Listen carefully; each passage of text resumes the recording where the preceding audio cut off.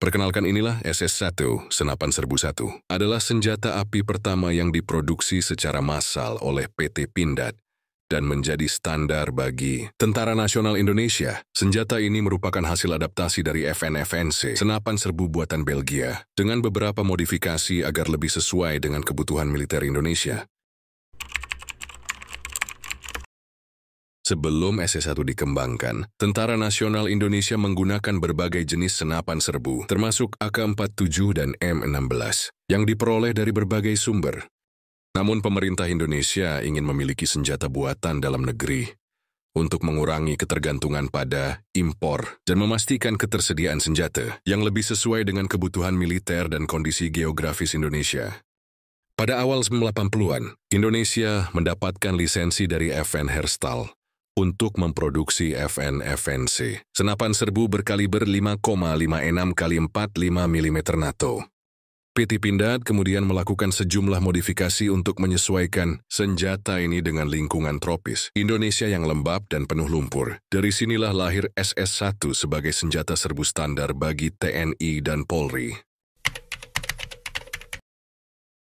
Sejak diperkenalkan, SS-1 telah mengalami beberapa pengembangan dan menghasilkan beberapa varian yang dirancang untuk berbagai kebutuhan operasional. SS-1V1 model standar dengan laras panjang digunakan oleh TNI AD sebagai senjata utama.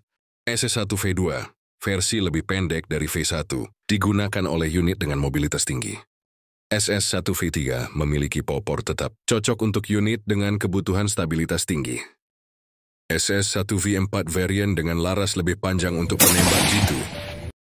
SS-1V5 karabin versi ringan dan lebih pendek untuk pasukan dengan mobilitas tinggi. SS-1 dirancang sebagai senapan serbu kaliber 5,56 x 45 mm NATO menggunakan sistem operasi gas dengan mekanisme bolt berputar atau rotating bolt. Senjata ini memiliki mode tembakan tunggal, semi-otomatis dan otomatis dengan kecepatan tembakan sekitar 700 sampai 750 peluru per menit. SS-1 kompatibel dengan berbagai jenis magazin standar NATO berkapasitas 20 atau 30 peluru. Senjata ini memiliki panjang sekitar 1000 mm dalam kondisi popor terbuka dan 750 mm dalam kondisi popor terlipat. Beratnya berkisar 4 kg tanpa magazin, menjadikannya senjata yang cukup ringan dan mudah dioperasikan di berbagai medan tempur. SS-1 telah menjadi senjata utama bagi TNI dan Polri dalam berbagai operasi. Selain itu, senjata ini juga digunakan oleh beberapa negara lain, baik melalui kerjasama militer maupun ekspor resmi oleh PT Pindad. SS-1 digunakan secara luas dalam berbagai operasi militer dan kepolisian di Indonesia, di antaranya operasi di Timur Timur, operasi militer di Aceh, dan operasi pengamanan di Papua. Sebagai produk pertahanan dalam negeri, SS-1 menjadi simbol kemandirian industri militer Indonesia dan bukti bahwa negara ini mampu memproduksi persenjataan berkualitas untuk memenuhi kebutuhan angkatan bersenjata. SS-1 terkenal karena daya tahannya di berbagai kondisi lingkungan, mulai dari hutan tropis hingga medan berpasir. Selain itu, komponen senjata ini mudah dibongkar pasang sehingga memudahkan pemeliharaan di lapangan. Meskipun bukan yang terbaik di kelasnya, SS-1 tetap mampu memberikan tembakan yang stabil dan akurat.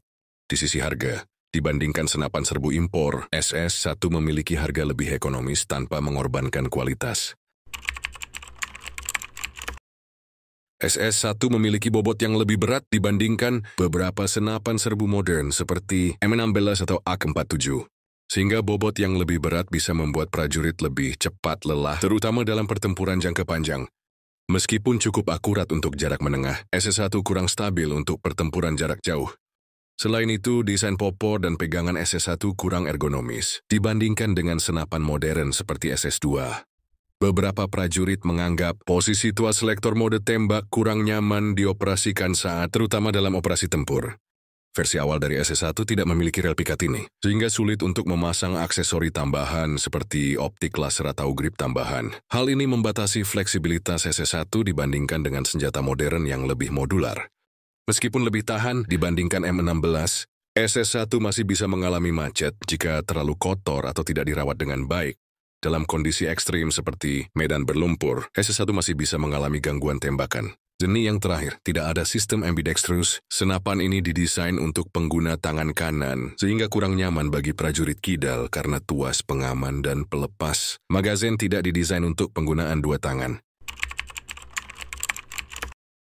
SS-1 adalah senjata yang membuktikan kemampuan Indonesia dalam memproduksi senjata serbu berkualitas tinggi. Meskipun sudah mulai tergantikan oleh SS-2, SS-1 tetap menjadi bagian penting dalam sejarah militer Indonesia dan masih digunakan berbagai satuan hingga saat ini. Sekian video dari kami untuk video review senjata berikutnya. Bisa komen di kolom komentar. Jangan lupa like, comment, and subscribe.